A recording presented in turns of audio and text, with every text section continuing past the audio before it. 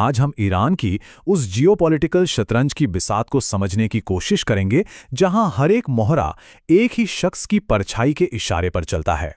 तो सबसे पहला और शायद सबसे बड़ा सवाल, क्या ईरान सच में एक न्यूक्लियर बॉम्ब बना रहा है? और अगर वो बना रहा है तो दूसरा सवाल तुरंत खड़ा हो जाता है, खासकर इजराइल के लिए, क्या ये उसके वजूद के लिए ही एक खतरा है? और फिर बात आती है अमेरिका की। आखिर ऐसी क्या वजह है कि अमेरिका ने दशकों से ईरान पर इतने कड़े, इतने सख्त प्रतिबंध लगा रखे हैं? अब देखिए, ये तीनों सवाल कितने बड़े और उलझे हुए लगते हैं, है ना? पर मजे की बात यह है कि इन सबका जवाब, इन सबकी चाबी एक ही शख्स के पास है, और वो हैं ईरान के सुप्रीम लीडर अली खामनेई। तो चलिए आज इस पूरे मसले को, इस पूरे टकराव को जरा फैक्ट्स, हिस्ट्री और जियोपॉलिटिक्स के नजरिए से समझने की कोशिश करते हैं। तो इस पूरी कहानी को अगर समझना है तो हमें थोड़ा पीछे जाना होगा। साल था 1979। यहीं से इस दुश्मनी की जड़ें पनपना शुरू हुई। देखिए, 1979 में हुई इस्लामिक क्रांति ने सब कुछ बदल कर रख दिया। अमेरिका के सपोर्ट वाले शाह की हुकूमत चली गई और एक नई इस्लामिक सरकार बनी। इस नई सरकार का मानना था कि वेस्टर्न दखलंदाजी उनकी आज़ादी के लिए, उनकी सॉवरेनिटी के लिए एक बहुत बड़ा खतरा है। बस यहीं से अमेरिका और ईरान के बीच उस दुश्मनी की शुरुआत हुई जो आज तक चली आ रही है। और फिर 1989 में जब अली खामेनेई सुप्रीम लीडर बने तो उन्होंने इस एंटी वेस्टर्न सोच को, इस विचारधारा को सिर्फ बनाए ही नहीं रखा, बल्कि उसे और भी ज्यादा पक्का किया और ज्यादा मजबूत बना दिया। और आज भी ईरान की जो पॉलिसीज हैं वो इसी नींव पर टिकी हैं। तो सवाल ये उठता है कि ईरान में आखिर असली पावर है किसके हाथ में? कौन चलाता है देश? इसे समझना बेहद जरूरी है। ईरान का पावर स्ट्रक्चर बड़ा दिलचस्प है। एक तरफ हैं प्रेसिडेंट जो चुनाव से आते हैं, सरकार का रोजमर्रा का काम देखते हैं, लेकिन जो असली और आखिरी फैसले होते हैं वो लेते हैं सुप्रीम लीडर। खासकर जब बात सेना की हो या फिर विदेश नीति की, तो उनकी बात ही फाइनल होती है। और सुप्रीम लीडर की ये शक्तियां कोई मामूली नहीं है, बहुत बड़ी हैं। आर्मी और जो बेहद पावरफुल रेवोल्यूशनरी गार्ड है वो सीधे उनके कंट्रोल में है। फॉरेन पॉलिसी पर लास्ट वर्ड उन्हीं का होता है। मतलब अमेरिका हो या इजराइल, उनके खिलाफ ईरान का कोई भी कड़ा स्टैंड, कोई भी सख्त कदम, वो सीधे सीधे खामनेई की सोच को दिखाता है।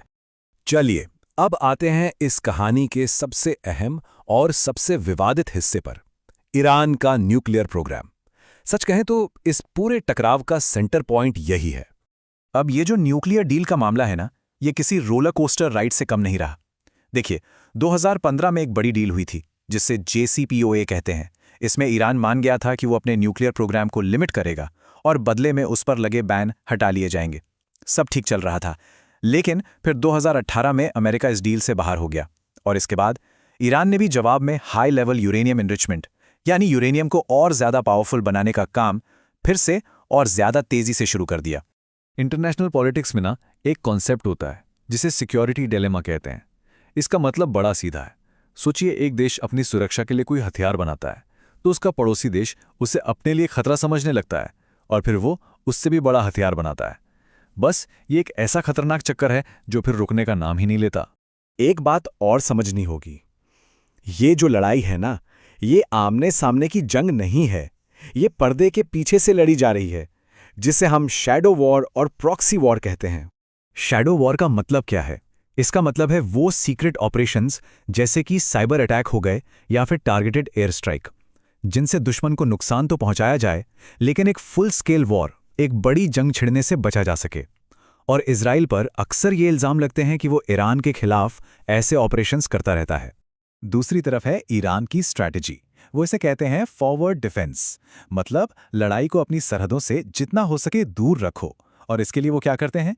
वो लेबनान में हिजबुल्ला, गाजा में हमास, यमन में हूती और इराक में शिया मिलिशिया जैसे लोकल ग्रुप्स का इस्तेमाल करते हैं। इससे उनका असर भी बना रहता है और जंग उनके घर तक भी नहीं पहुंचती। तो अब सवाल आता है कि आगे क्या? क्या ये टकराव एक बहुत बड़ी जंग की तरफ बढ़ रहा है या फिर समझौते की कोई गुंजाइश अभी बाकी है? मोटे तौर पर देखें तो 3 रास्ते नजर आते हैं। पहला तो ये कि जैसा चल रहा है वैसा ही चलता रहे, ये शैडो वॉर, ये प्रॉक्सी लड़ाइयाँ, ये सब ऐसे ही जारी रहें। दूसरा रास्ता है डिप्लोमेसी का, यानी बातचीत के जरिए एक नई न्यूक्लियर डील हो जाए।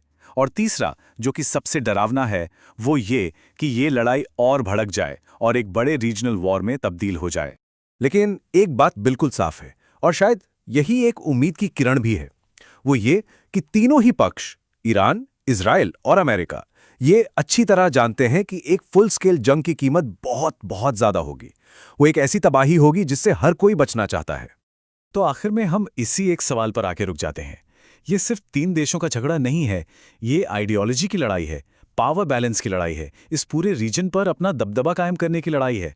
और सबसे बड़ा सवाल यही है कि आने वाला रास्ता डिप्लोमेसी यानी बातचीत से तय होगा या फिर टकराव से।